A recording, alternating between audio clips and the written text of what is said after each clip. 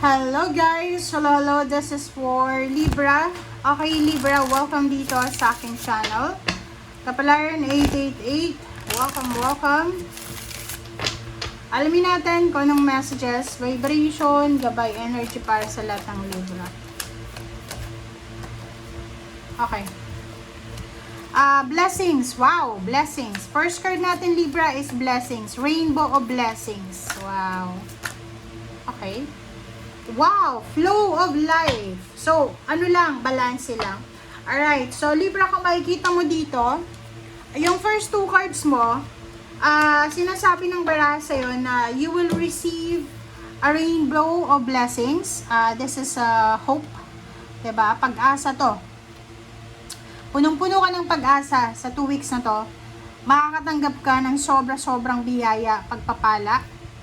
And kung few months ago, ang dami mong iniisip na problema, ngayong 2 linggong ito, medyo kalmado na. So, ang gawin mo kung kalmado na, just go with the flow. I-follow mo lang kung ano yung sinasabi ng mundo sa'yo.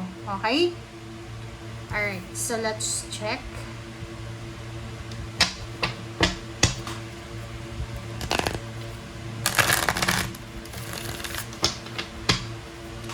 This is for Libra.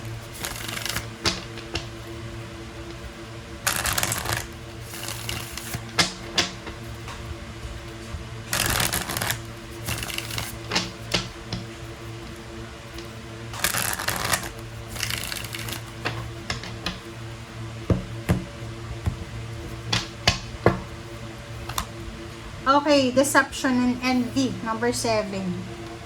Wow. Okay.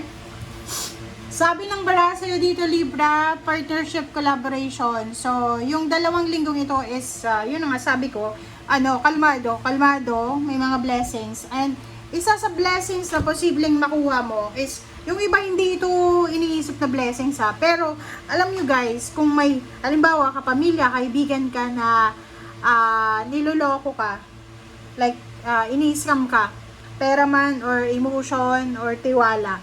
Tapos, hindi mo yun nakikita. Tapos, pag i-reveal na yun ng universe, that's a blessing. Okay? So, yun. Isa sa mga blessings na posibleng makakuha mo is i-reveal ng universe kung ano yung mga ginagawa ng mga tao sa paligid mo. Especially kung may business ka, yung kapartner mo sa business, posibleng naloloko ka, so malalaman mo yan. Asawa, boyfriend, girlfriend, parang ganon. So, that's one of the blessings. You need to be careful din ha. Maging careful kayo sa pakikipag-associate, pakikipag-partner, pakikipag-kaibigan, pagkampi sa isang tao na alam mo na posibleng iiwan ka lang naman sa ere.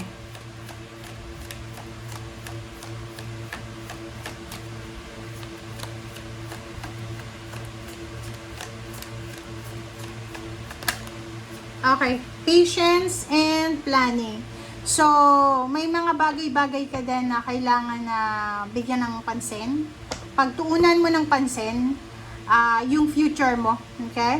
Libra, sinasabi ng barahan na huwag kang makokontento sa kung anong meron ka lang sa ngayon, okay? Yung ibang zodiac signs, sinasabi ng baraha huwag kang mag-i-expect. Pero ikaw, sinasabi ng baraha dapat fast forward ka. Dapat alam mo na deserve mo yan. So, go lang ng go, okay? Planuhin, maging mapasensya sa pagpaplano kung ano yung mga gusto mong mangyari sa'yo in the near future. Okay, spiritual strength. Wow. Number 9. So, sinasabi ng baraha sa'yo, lahat daw ng mga wini-wish mo, lahat ng mga gusto mong mangyari sa buhay mo, ay malapit ng matupad. So, this is a completion, achievements of your dreams, goals. And spiritually, sinasabi ng baraha na malakas yung kapit mo sa Panginoon. Malakas yung connection mo, yung partnership mo sa Panginoon. Okay? Okay, so yun yung mga messages na binigay sa'yo ng second deck. Tingnan natin sa third deck mo.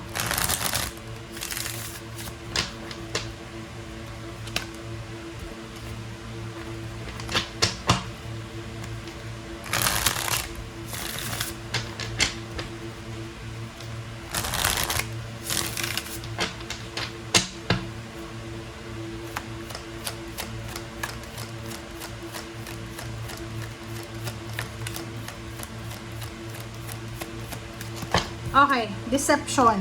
Oh. Sabi ng baraha sa'yo dito, tapos na. Sa 2 linggong ito, kung sino man yung tao na yan na gumagawa ng masama sa'yo, niloloko ka emotionally, sa pera, or sa kung ano pa man, like wala kang alam-alam eh, kaalam-alam. Dito sa barahang to, tapos na. This is the end of the cycle na. Wala na siyang kawala. Malalaman mo na, marireveal na yung totoong intention niya. Okay? So, no more cheating, no more deception. Okay. Partnership.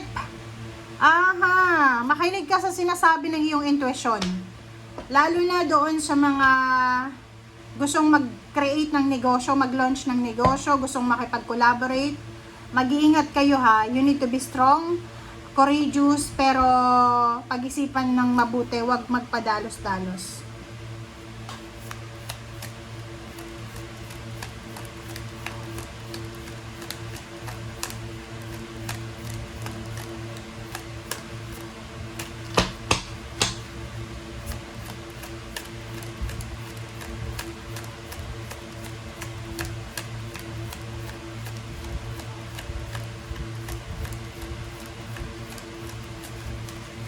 Alright, Libra. Walang lumalabas na ako. Okay. Page of Coins and the Sun. Oh, wow! Congratulations sa'yo, Libra. Eto, Libra, resonated to sa 2 barahang nauna. Sinasabi ng baraha sa'yo na congratulations kasi isang napaka-solid na pagsisimula. New beginnings, solid beginnings, new beginnings na pwedeng magdala sa'yo ng strong foundation.